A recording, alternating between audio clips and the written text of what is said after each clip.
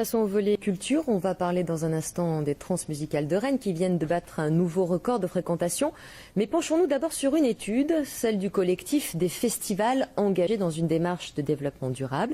Les transmusicales en font partie. Et ce collectif a passé en revue les modèles économiques de 20 festivals bretons.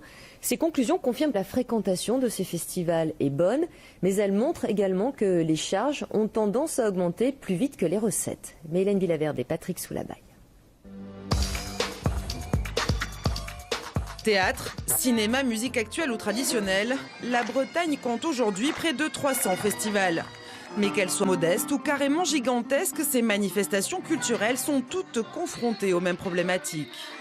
Les subventions et les recettes n'augmentent pas.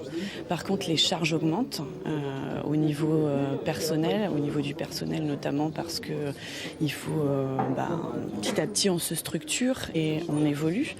Au niveau aussi des tout ce qui est logistique, matériel, lieu. Donc ça c'est pareil, ça c'est des dépenses qui augmentent et à côté les recettes n'augmentent pas.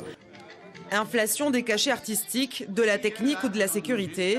En moyenne, les charges des festivals ont augmenté de plus de 20% entre 2009 et 2012. C'est ce que révèle une étude menée par un collectif de festivals bretons. Si ce constat se vérifie au niveau national, il existe tout de même des particularités bretonnes.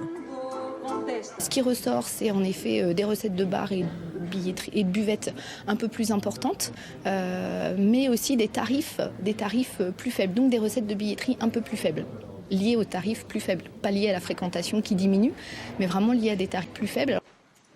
Contrairement à d'autres régions, les collectivités locales bretonnes ont maintenu ou augmenté leur soutien financier au festival pour compenser le désengagement manifeste de l'État, que la ministre de la Culture nie catégoriquement.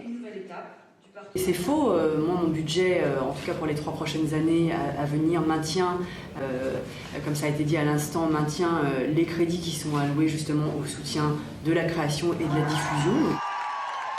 Pour les acteurs culturels, l'enjeu est donc désormais de repenser le modèle économique du secteur et de trouver de nouvelles sources de financement à Bruxelles ou auprès de partenaires privés.